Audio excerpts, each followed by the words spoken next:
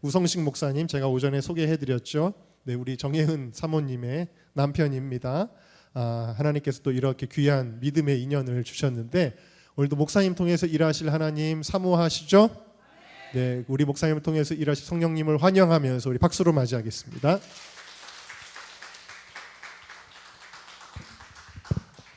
기도하겠습니다.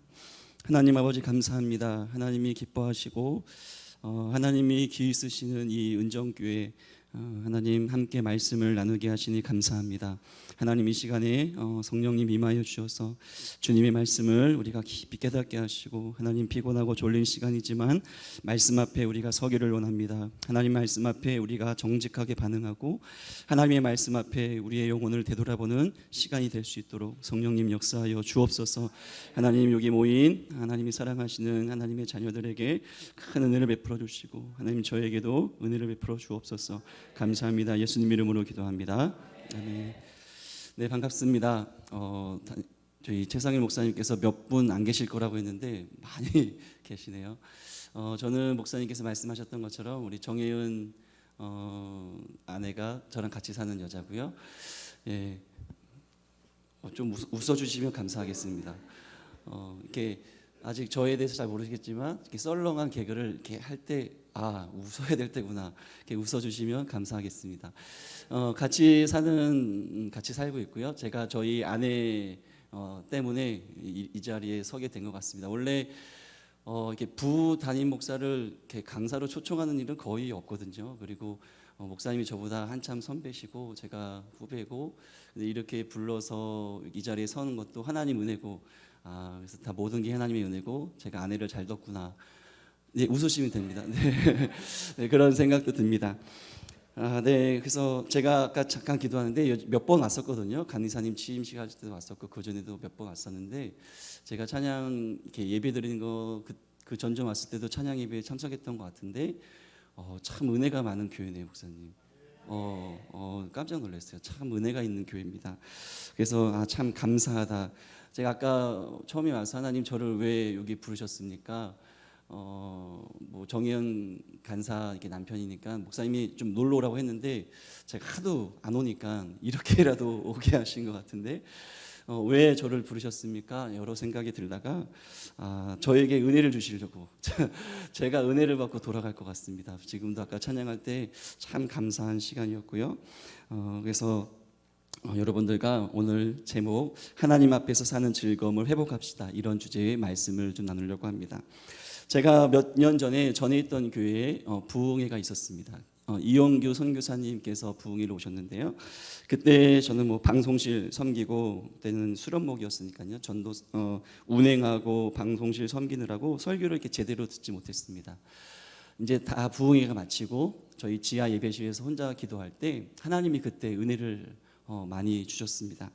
그때 하나님이 은혜를 부어주시면서 제 속에서 이제야 살겠네라는 외침이 속에서 푹 올라왔어요. 이제야 살겠네. 그러니까 하나님의 은혜를 받고 나니까 하나님과 맡겼던 담들이 허물어지면서 내 영혼에 은혜가 임하니까 영혼이 살 것 같더라고요. 그래서 그때 하나님이 주셨던 깨달음들이 있습니다. 그래서 핸드폰을 펼쳐서 어플에다가 다 적었습니다. 그래서 오늘 설교는 그때 적었던 그 메모에 있는 내용을 바탕으로 한 설교이고요. 몇 번 한 설교입니다. 오늘 저희 청년부 예배를 인도하고 왔는데 온라인으로 혼자 하고 왔거든요. 혼자 온라인 방송을 하고 왔는데 지난주와 오늘에 이어서 두 번에 했던 설교를 오늘 한 번에 하려고 갖고 왔습니다. 이렇게 와서 하는 설교가 기회가 별로 없잖아요. 그래서 정말 제가 할 수 있는 제일 잘할 수 있는 좋은 설교, 원래는 다른 설교를 하려고 했는데 이 설교를 바꿨거든요. 목사님께서 편하게 하라고 하셔서 지금 6시 34분인데요 7시 안에는 도저히 안 끝날 것 같습니다. 마음을 좀 비우시고 편히 들으시면 좋을 것 같습니다. 제가 너무 늦게 끝내지 않을 테니까요. 너무 길면 이러실 것 같아서 네, 적당히 해보겠습니다. 여러분, 하나님 앞에서 사는 즐거움이라는 이런 표현을 들어보신 적이 있으신가요? 제가 오래전에 어느 목사님의 설교를 들을 때 그 목사님이 그랬습니다. 요즘 성도님들이 하나님 앞에서 사는 즐거움을 잘 모르는 것 같다, 이런 표현을 하셨습니다. 저는 그 설교를 들을 때 하나님 앞에서 사는 즐거움이라는 표현을 처음 들었습니다. 하나님 앞에서 사는 즐거움이라는 게 이런 표현을 처음 들었고, 많은 성도님들이 하나님 앞에서 사는 즐거움을 모르는구나. 그 목사님이 말씀하셨던 것처럼. 그러면서 저에게 질문했죠. 나는 하나님 앞에서 사는 즐거움을 알고 있는가? 나는 하나님 앞에서 사는 즐거움 속에 살고 있는가? 이런 저에게 질문을 하게 되었습니다.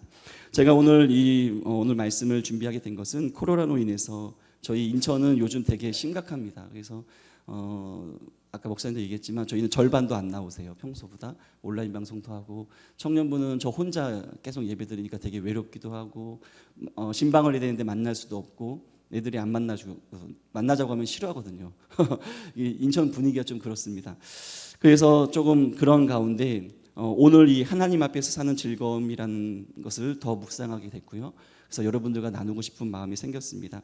이렇게 함께 예배하기 힘들고 그러한 상황 가운데 우리에게 더욱더 필요한 것이 하나님 앞에서 홀로 섰을 때 그 하나님 자체만으로도 즐겁고 기뻐하는 그러한 신앙이 우리에게 얼마나 필요한가, 그런 생각을 해보았습니다. 그래서 저는 오늘 이 말씀을 통해서 하나님 앞에서 사는 즐거움이 무엇인가 나누고, 하나님 앞에서 사는 즐거움을 회복해서 그 기쁨 가운데 살아가자, 이런 말씀을 나누려고 합니다. 여러분, 하나님 앞에서 사는 즐거움이라는 뜻은 간단히 이렇게 정의할 수 있을 것 같습니다. 예수님을 구주로 믿고 거듭난 하나님의 자녀들이 하나님 앞에서 살아갈 때 누리는 즐거움이라는 거죠. 간단히 말하면 이것은 하나님 앞에서 사는 세상 즐거움이 아닌 거죠. 이것은 하나님이 나의 기도를 들으시고 나에게 복을 주셔서 그것 때문에 기뻐하고 좋아하는 게 아니죠. 하나님 앞에서 사는 즐거움은 하나님 앞에 홀로 섰을 때 하나님 그분 자체만으로 너무 기쁜 거죠. 하나님이 나에게 뭘 안 해주셨을지라도 내 사랑하는 하나님 앞에 홀로 섰을 때 그분이 너무 좋아서, 너무 기뻐해서 정말 감격해하는 그런 즐거움과 기쁨인 것이죠. 여러분, 연애를 하고 데이트를 할 때 그 사람이 이벤트를 해주거나 그 사람이 무엇을 줄 때만 기쁘고 사랑스럽다면 진정한 사랑이 아닌 거죠. 진정한 사랑은 뭐죠? 그냥 존재 자체만으로도 이쁘고 귀엽고 너무 행복한 그런 것이죠. 언젠가 저희 아내랑 신혼 때입니다. 어느 저희 교회 집사님이 페이스북에 이제 결혼하고 나서 처음으로 아내가 차려준 밥상을 사진을 찍어서 올렸습니다. 그래서 아내한테 보여주니까 아내가 좋을 때다 그러더라고요. 그래서 저희 아내랑 결혼한 다음에 아내가 저에게 처음 해준 밥상을 저는 잊지를 못합니다. 백종원표 차돌박이 된장찌개였거든요. 저희 아내가 요리를 잘합니다. 동의를 못하시겠지만 참 잘합니다. 그래서 제가 살이 쪘습니다. 그 신혼부부의 달달함을 한번 생각해 보십시오. 사랑하는 연인과 데이트만 하다가 이제 결혼해서 같이 하루를 보내고 같이 잠을 자고 서로 얘기하고 같이 깨고 서로 교제도 나누고, 그리고 사랑하는 때문에 밥상 차려준 게 너무나 이쁘고, 이런 신혼부부의 달달함. 여러분 또한 자녀를 낳았을 때 그 자녀가 막 태어났을 때 얼마나 기쁘고 행복합니까? 그렇죠?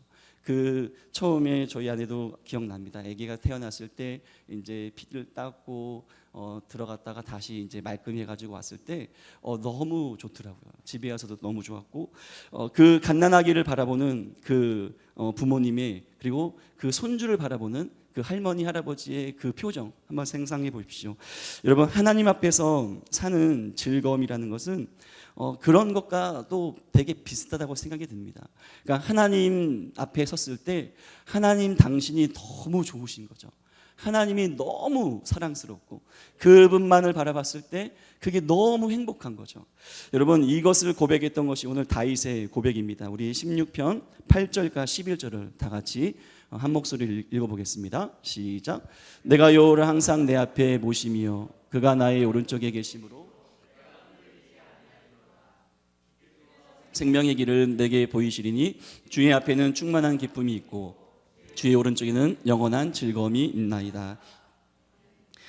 다윗은 이 시편을 쓸 때 다윗은 신학자가 아닙니다. 다윗은 책을 연구해서 어떤 교리를 공부했더니 하나님 앞에 가면 충만히 기쁨이 있더라. 주의 오른쪽에는 영원한 즐거움이 있더라. 이렇게 쓴 것이 아니죠. 다윗은 목동이었죠. 다윗은 시로서 자기의 신앙을 고백을 한 겁니다. 여호와를 항상 내 앞에 모시며, 베드로는 이렇게 사도행전 2장에서 이렇게 말했죠. 내가 항상 내 앞에 계신 줄을 배웠으며. 다윗은 하나님 앞에서 살아가는 그런 신앙적인 깊이가 있었던 사람입니다. 항상 하나님을 내 앞에 모시고 살았던 그 다윗이 주님 앞에 나가 보니까, 주님 앞에 서는 신앙생활을 해보니까 주님 앞에는 충만한 기쁨이 있고 주의 오른편에는 영원한 즐거움이 있다는 것을 그는 경험을 했던 것이죠. 그래서 우리는 이 말씀을 통해서 주님 앞에 섰을 때, 하나님 앞에 섰을 때 충만한 기쁨이 있구나, 그 영원한 기쁨이 있구나, 우리는 이 다윗의 고백을 통해서 알 수 있는 것입니다.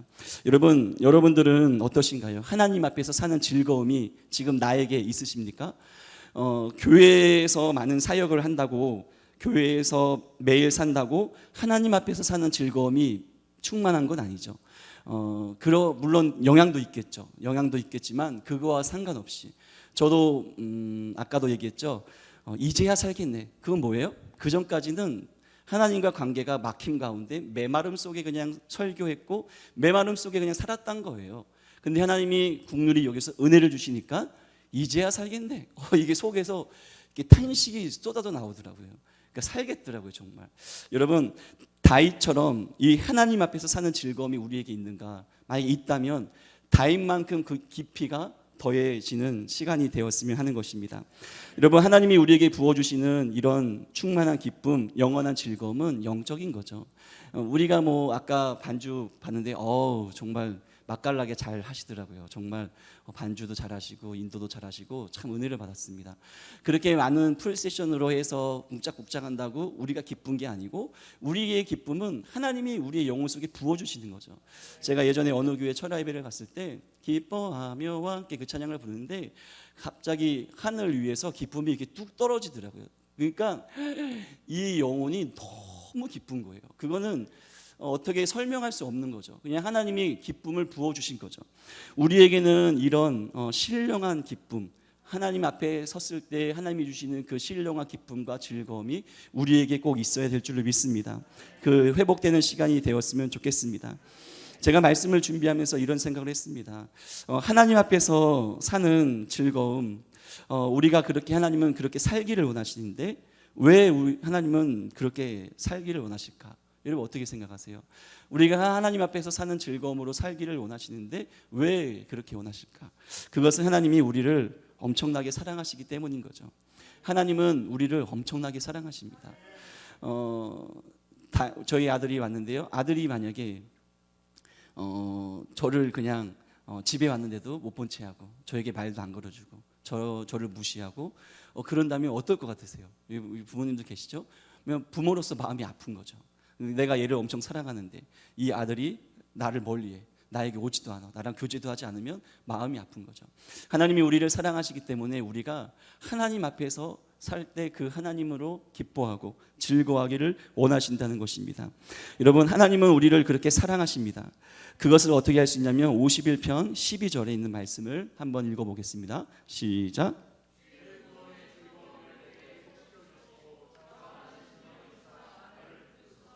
다윗은 이 51편 범죄한 이후에 이제 회개하며 쓴 시편입니다. 주의 구원의 즐거움을 회복시켜 달라고 기도하고 있습니다. 그러면 뭐죠? 지금 현재 구원의 즐거움을 상실한 거죠. 왜요? 죄 때문이죠. 근데 그 구원의 즐거움을 뭐라고 표현해요? 주의 구원의 즐거움.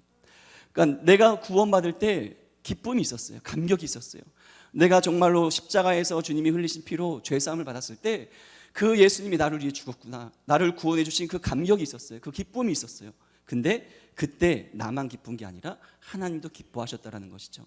우리가 하나님 앞에서 사는 즐거움을 살아갈 때 하나님은 내가 즐거움뿐만 아니라 하나님도 나를 바라보며 즐거워하신다는 것입니다.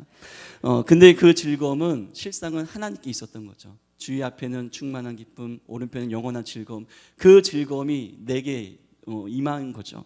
여러분, 우리가 하나님 앞에서 살아가는 기쁨으로 살아가야지만 하나님은 우리를 더욱더 기뻐하실 줄로 믿습니다. 그 주의 구원의 즐거움을 회복하는 이 시간 되기를 바랍니다.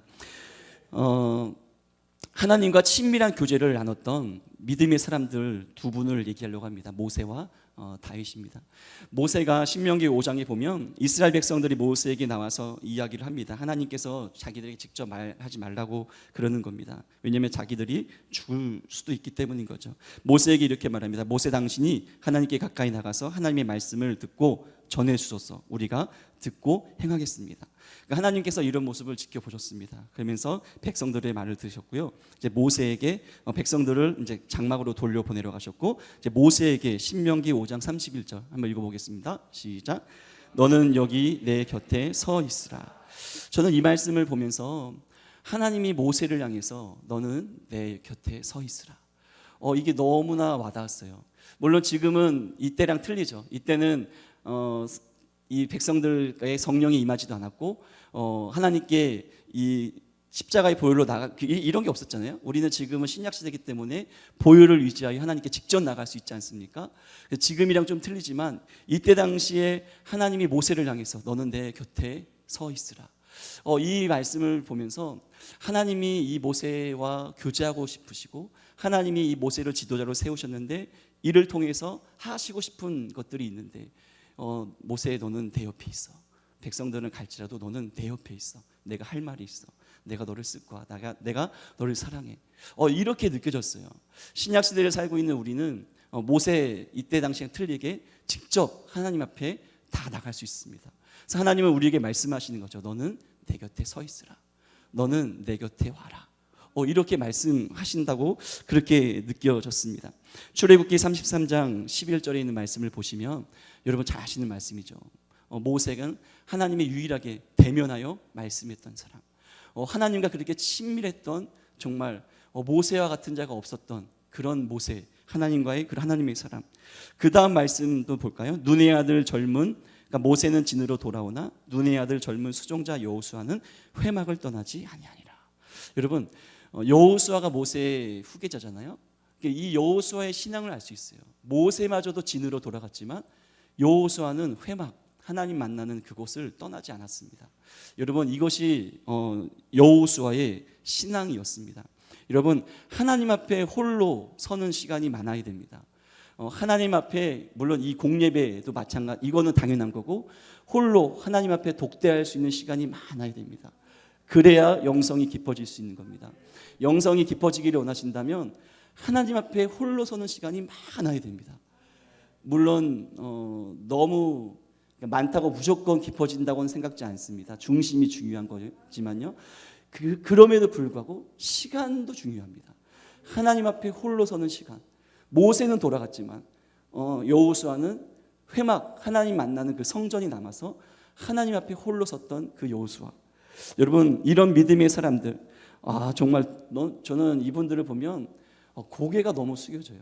이분들의 이 깊은 영성들. 우리 그럼 다윗을 한번 보겠습니다. 우리 시편 25편 15절 한번 읽어보겠습니다. 시작. 내 눈이 항상 여호와를 바라보고. 네, 아까 말씀과 비슷하죠. 내 눈이 항상 여호와를 바라보면. 이 다윗은 눈이 여호와를 바라봤대요. 실제로 하나님을 볼 수 없잖아요. 그러니까 어떤 뜻일까요? 그러니까 24시간 늘 하나님을 바라보고 늘 신전 의식 앞에 하나님 앞에서 늘 살아갔던 그런 다윗의 모습들. 우리 그 다음 26편 8절 읽어보겠습니다. 여호와여, 내가 주께서 계신 집과 주의 영광이 머무는 것을 사랑하오니. 여러분, 다윗이 건물 욕심이 있었던 사람이 아니잖아요. 지금으로 따지면 교회잖아요. 교회가 욕심이 있어서 교회 이런 거 아니잖아요. 하나님을 얼마나 사랑했으면, 하나님이 계신 곳이라면, 하나님의 영광이 머물렀던 곳이라면 그곳을 사랑했던 것이에요. 하나님을 사랑한 것이죠. 그 다음 말씀 보겠습니다. 27편 4절 시작. 내가 여호와께 바라는 한 가지 일, 그것을 구하리니 곧 내가 내 평생에 여호와의 집에 살면서 여호와의 아름다움을 바라보며 그의 성전에서 사모하는 그것이라. 아멘. 아까 목사님도 말씀하셨지만 아까 그 소원 찬양의 가사입니다. 이 다윗이 이 시 너무 기가 막힌 시 같아요. 내가 여호와께 바라는 한 가지 일, 그것을 구하리니 곧 내가 내 평생에 여호와의 집에 살면서 여호와의 아름다움을 바라보며 그의 성전에서 사모하는 그것이라. 여러분, 하나님께서 여러분들에게 한 가지를 구해라. 무엇을 원하느냐? 질문하신다면 여러분 무엇이라고 대답하시겠습니까? 내가 물었을 때 무엇을 원하냐 물었을 때 한 가지 얘기하면 내가 정말 무조건 다 들어줄게. 하나님이 그렇게 만약에 약속하셨다면 무엇을 원하느냐? 여러분 본능적으로 딱 첫 번째 뭐가 떠오르십니까? 제가 누군지는 기억이 안 납니다. 어느 믿음의 사람이 하나님 기도하는데 하나님이 나타나셨대요. 무엇을 원하느냐? 질문하셨대요. 이분이 뭐라고 했냐면 주님, 전 당신을 원합니다. 기가 막힌 말이죠. 여러분 주님이 우리에게 무엇을 원하느냐 물으실 때 그 어떤 것도 주님, 당신을 원합니다. 이거보다 앞설 수 없습니다. 우리의 자녀들 복받게 해주세요. 뭐 돈 좀 주세요. 성공시켜 주세요. 그 어떤 소원보다도 주님, 제가 주님을 원합니다. 여러분 이것이 우리의 최고의 소원이어야 됩니다. 주님이 우리에게 물어볼 때 무엇을 원하느냐? 주님, 제가 주님 당신을 원합니다. 이렇게 기도할 수 있는 여러분 되기를 축복합니다. 여호와의 아름다움이라는 표현을 했습니다. 여호와의 아름다움. 기가 막힌 말이죠. 우리 하나님께 죄송하지만 우리 하나님은 어떤 연예인보다도 이쁘십니다. 이런 표현이 좀 죄송스럽지만 여호와의 아름다움. 여호와의 아름다움이 도대체 뭘까요? 이영규 선교사님이 그때 부흥회 때 뭐라고 하셨냐면 하루는 자기 책상에 앉아서 업무를 보시는데 갑자기 아들이 오더니만 자기 무릎팍에 의자에 앉았으니까 기대가지고 아빠를 이렇게 쳐다보더래요. 그래서 아들 왜? 그러니까 아니 그냥 아빠 보고 싶어서.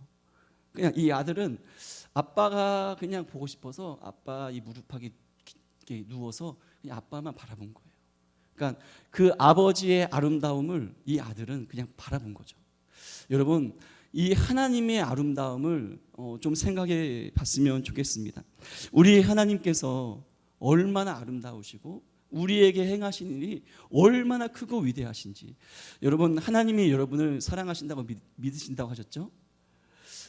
제가 하루는 이런 설교를 하다가 청년들에게 설교하다가 이런 말이 갑자기 생각났어요. 제가 사랑하는 아들이 있는데 내가 그 어떤 무엇을 이루기 위해서 내 사랑하는 아들을 죽일 수 있을까? 못하겠더라고요. 미쳤어요? 제가 제 아들을 왜 죽여요? 이거 안 하면 안 했지. 제 아들을 죽이는 것보다 그럼 상상할 수 없는 거죠. 근데 하나님은 그렇게 하셨죠. 우리를 구원하기 위해 우리를 사랑하셔서 그의 아들을 죽이셨죠. 여러분 이거보다 더 큰 사랑은 없는 겁니다. 자기의 아들을 죽이면서까지 우리를 사랑하셨다. 이거는 그냥 게임 끝난 겁니다. 여러분 하나님의 사랑 정말 말로 어떻게 표현할 수 없는 사랑이신 거죠. 하나님이 그렇게 사랑하셨는데 지금까지 우리를 인도하셨고 우리의 기도를 들어주셨고 우리의 자녀를 돌봐주셨고 우리 부모님의 건강을 책임져 주셨고 이 교회를 지금까지 붙잡아 주신 하나님, 그 하나님의 광대하심과 높고 위대하신 그 위대하신 그 찬양 있잖아요. 제가 어느 교회 철학에 가서 처음 들었어요. 너무 좋더라고요. 위대하신 주, 찬양의 위대. 그 찬양을 하면서 그치, great God. 우리 하나님은 정말 위대하신 하나님이시지. 여러분 그 여호와의 아름다움을 바라보며 그 성전에 사모했던 그 다윗의 그 믿음, 그 신앙의 깊이가 우리도 회복되었으면 좋겠습니다.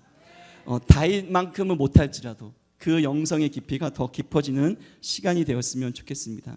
여러분 하나님 앞에 홀로 섰을 때 하나님과 친밀한 교제를 누릴 때 하나님과 나만 아는 우리 둘만 아는 그런 비밀스러운 찬양이 있으신가요? 하나님 앞에 섰을 때 아무도 없는 성전이나 어디에 가서 무릎 꿇고 하나님을 찬양할 때 하나님을 예배할 때 어느 누구는 모르지만 하나님과 나 둘만 아는 그런 찬양들. 저에게도 몇 곡이 있습니다. 부르진 않겠습니다. 부르면 제가 노래를 그렇게 썩 잘하는 게 아니라 은혜가 떨어질 것 같아서 주님만 주님만 주님만 사랑하는 이 찬양을 너무나 좋아합니다. 몇 곡이 있어요. 그 찬양을 기타 치면서 부르면 정말 너무 행복해요. 하나님 앞에 홀로 섰을 때 주님과 그런 진한 사랑의 교제를 할 때 부르는 그 찬양들, 여러분 그런 시간들이 많이 있기를 축복합니다. 근데 문제는 이런 친밀한 교제를 깨트리는 게 있다라는 것이죠. 아까도 말했지만 죄라는 것입니다. 여러분 다윗만큼 아까 방금 몇 개 읽었던 구절을 보더라도 다윗만큼 하나님을 사랑했던 하나님의 사람은 그렇게 많지 않습니다. 다윗만큼 하나님을 정말 사랑하고 하나님과 친밀한 교제 속에 누렸던 하나님의 사람들은 그렇게 많지 않습니다. 근데 그가 죄를 진짜 영혼의 깊은 고통 가운데 빠지게 되죠. 그가 하나님 앞에서 정말 이렇게 멀어지게 되는 것을 그는 느끼게 되었습니다. 여러분들에게 있어서 하나님과 나 사이의 그 즐거움, 하나님과 나 사이의 그 친밀함을 깨트리는 나만의 내가 하나님 앞에 짓는 죄악들, 그런 것들은 무엇인가요? 우리는 큰 죄는 아마 안 지을 것입니다. 그렇죠?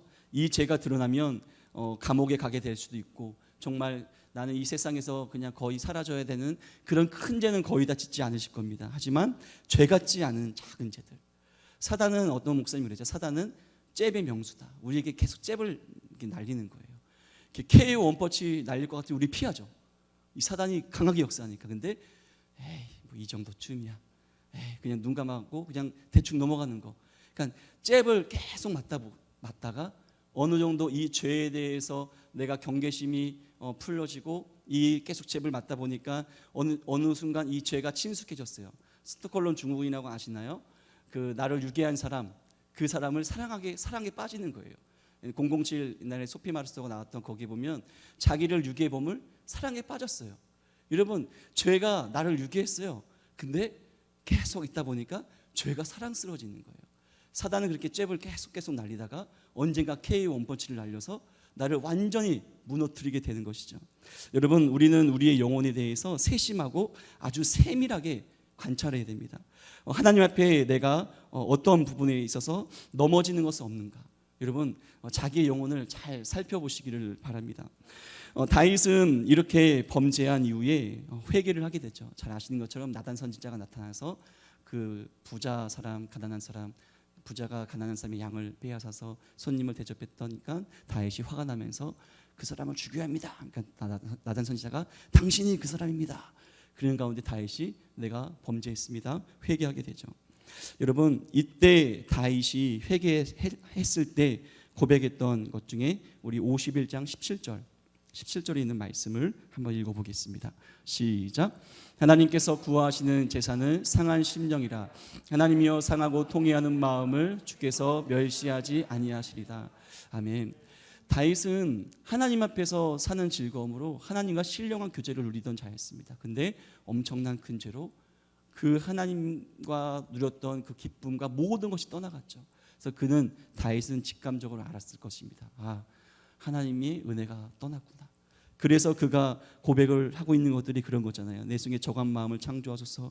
주의 구원의 즐거움을 회복시켜 주세요. 주님 앞에서 저를 쫓아내지 말아 주세요. 성령을 내게서 거두지 말아 주세요. 이렇게 회개하고 있는 것이 아닙니까? 근데 그가 정말 철저하게 회개하고 난 다음에 깨달은 것이 있어요. 아, 내가 이렇게 죄 가운데 드렸던 예배를 하나님이 받지 않으셨구나. 근데 내가 상한 심령으로, 상하고 통회하는 마음으로 철저하게 회개하고 나니까 하나님이 나의 이 제사를 받으셨구나. 그러면서 그가 했던 고백이 이것인 거죠. 하나님이 구하시는 제사는 상한 심령이구나. 내가 그냥 몸뚱아리만 예배당에 있는 걸 기뻐 받으시는 것이 아니라 내가 정말 상한 심령을 갖고 하나님 앞에 철저히 회개하고 나가니까 하나님이 그 마음을, 그 회개를 받으셨구나. 여러분, 우리는 하나님과의 관계가 깨어졌을 때 우리가 할 일이 무엇입니까? 철저히 회개해야 한다는 것이죠. 상한 심령, 상하고 통회하는 마음을 주시도록 우리는 철저히 회개해야 되는 것입니다. 그러기 위해서 성령님의 은혜가 반드시 필요합니다. 여러분 그런 경험이 없나요? 알고 있어요. 제가 지금 잘못하고 있는 걸 알아요. 입술로는 용서해 주세요. 도와주세요. 나 잘 안 돼요.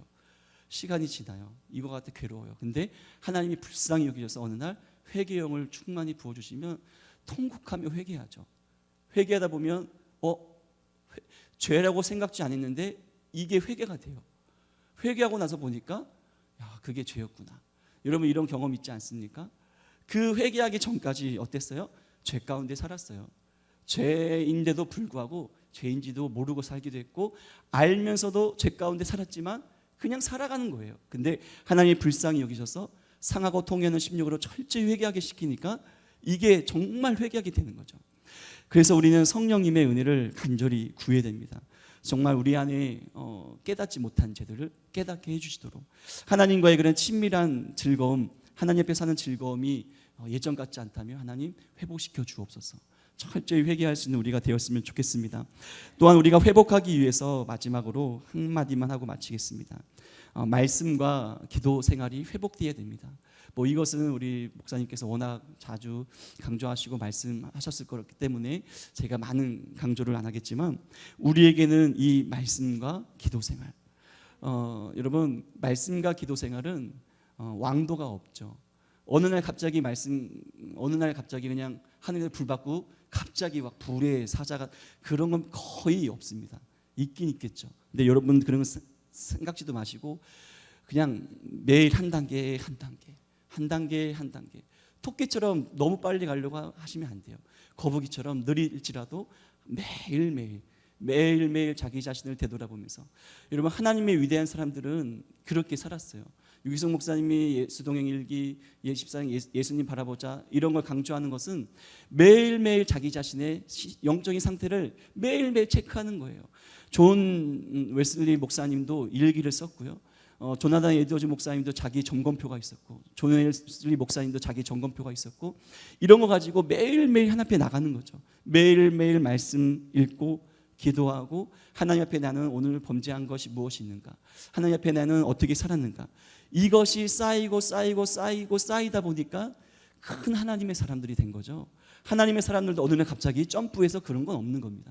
여러분, 우리는 이 하나님 앞에서 사는 즐거움을 회복하기 위해서 매일매일 날마다 말씀과 기도 생활, 아까 상하고 통행 10년 얘기했지만 물론 한방도 필요합니다.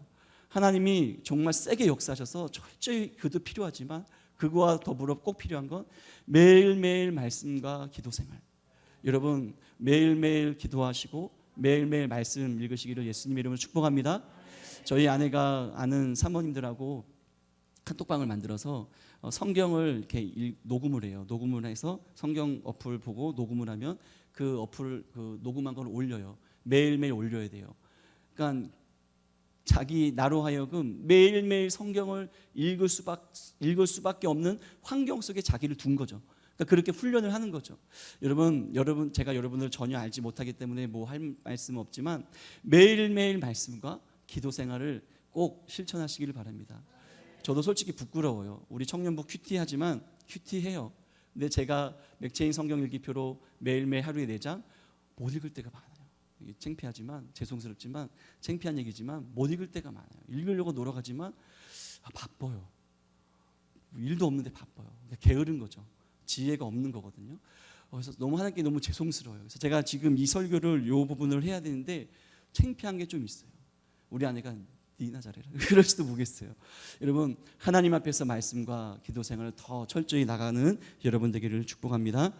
그러한 가운데 하나님은 반드시 하나님 앞에서 사는 즐거움을 우리 안에 회복시켜 주실 줄로 믿습니다. 우리 소원 이 찬양 한번 부르고요, 통성으로 기도하는 시간을 갖도록 하겠습니다. 우리 찬양팀 다 나오셔서 마이크도 잡아주시면 감사하겠고요.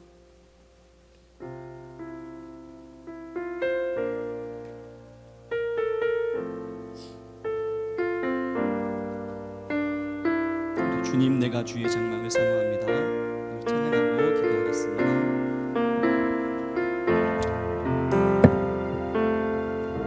주님 내가 주의 장막을 사모합니다.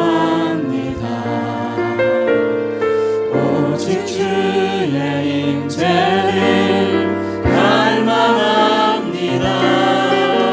주의 집에서의 하루가 다른 곳의 첫날보다 좋으니 주 사랑 안에 머물러 사랑 노래합니다. 다시 하겠습니다. 주님 내가 주의 장막을 내가 주의 장막을 사모합니다. 오직 주의 임재를 갈망합니다. 주의 집에서의 하루가 다른 곳의 첫날보다 좋으니 주 사랑 안에 머물러 사랑 노래합니다. 나의 평생에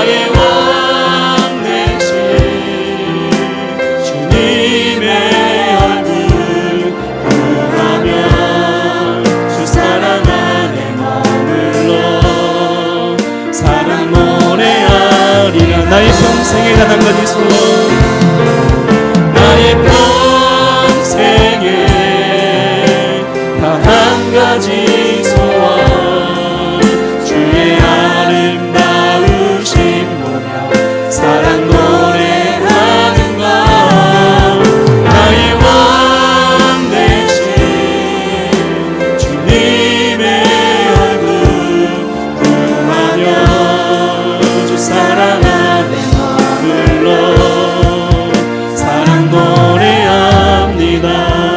우리가 이 시간에 기도할 때 하나님이 여러분들에게 무엇을 원하느냐 물으신다면 여러분 무엇이라 대답하겠습니까? 하나님이 나에게 무엇을 원하느냐 물으실 때 주님, 제가 주님 당신을 원합니다라고 우리가 기도할 수 있는 우리가 되게 하여 주옵소서.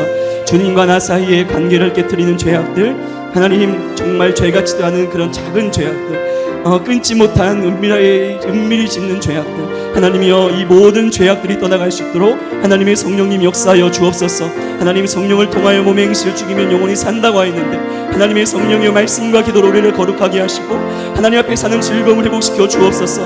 하나님의 성령님 역사하여 주옵소서. 우리 주여 한번 외치고 간절히 기도하겠습니다. 주여 하나님 아버지 감사합니다. 하나님 주시기를 원합니다. 하나님 아버지 성령의 이름을 사용하시기를 원합니다. 하나님이여 우리에게 임하여 주옵소서. 하나님이여 역사해 주시기를 원합니다. 하나님과 옆에 모든 더러움이 떠나가게 하여 주옵소서. 우리 안에 모든 교만과 모든 난과 정욕과 하나님이여 모든 게으름들이 떠나가게 하여 주옵소서. 세상을 향한 사랑과 하나님이여 모든 죽은 죄일지라도 우리 안에 그 모든 더러움들이 떠나가게 하여 주옵소서. 하나님이여 무엇을 원하느냐 물으실 때 하나님이여 우리가 주님 당신을 원합니다. 하나님이여 우리가 그 어떤 것도 구하지 않아요. 하나님이여 내가 주님을 원합니다. 내가 주님을 원합니다. 하나님 우리가 이렇게 기도할 수 우리가 되게 하여 주시옵소서. 하나님이여 내가 주님과의 관계가 회복되기를 원합니다. 주님 내가 주님 당신을 원합니다. 하나님이여 우리 위에 은혜를 베풀어주시옵소서.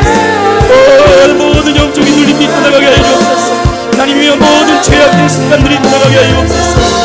아버지 붙잡아 주시기를 원합니다. 하나님이여 우리에게 은혜를 베풀어주시옵소서. 날마다 말씀과 기도로 하나님께 우리가 하나님의 말씀과 기도로 나가게 하여 주옵소서. 아버지 앞에 말씀과 기도로 한 걸음씩 하나님께 더욱더 나가게 하여 주옵소서. 우리 하나님 붙잡아 주시기를 하나님 붙잡아 주시기를 하나님 은정교회를 축복하여 주옵소서.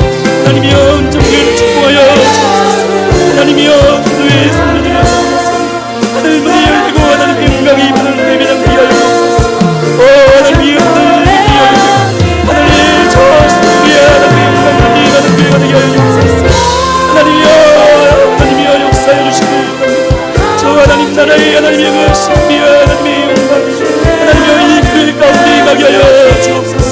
하늘 문이 열리고 하나님의 영광이 임하는 교회가 되시고 하나님이여 은혜를 베풀어 주옵소서. 은정교회 모든 성도님들 축복하여 주시기를 원합니다. 하나님이여 하나님의 교회가 되게 하여 주옵소서. 하나님과 이 관계가 회복되게 하여 주옵소서. 하나님이여 끊지 못한 일을 끊어버리게 하여 주옵소서. 우리 하나님 붙잡아 주시기를 원합니다.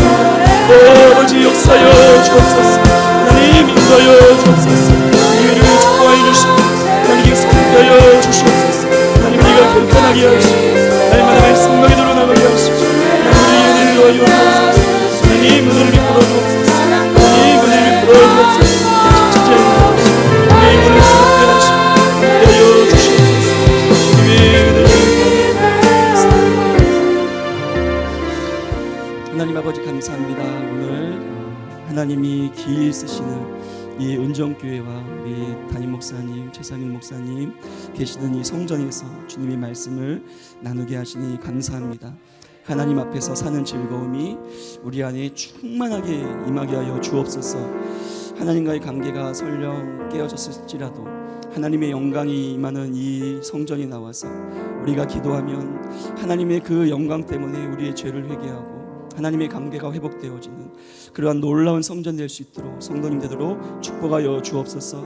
하나님이 말세의 마지막 때에 귀히 쓰시는 이 성전 되도록 하늘의 영광이 임하고 저 하늘나라의 신비한 하나님의 그 비밀들이 정말 이 성전 가운데 나타날 수 있도록 하나님이여 하늘문을 여시고 거룩한 영으로 기름 부어 주시옵소서.